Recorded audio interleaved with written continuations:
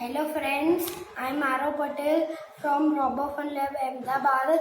I have made a model of anti-theft alarm and the components I have used are one EV3 brick, one ultrasonic sensor, one touch sensor, one color sensor, 3 RJ12 cable and many more non-electric components.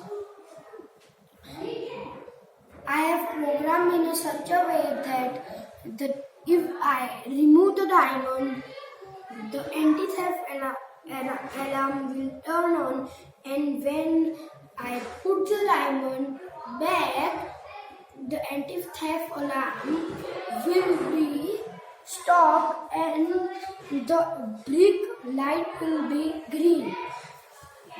Now I will show you a demo.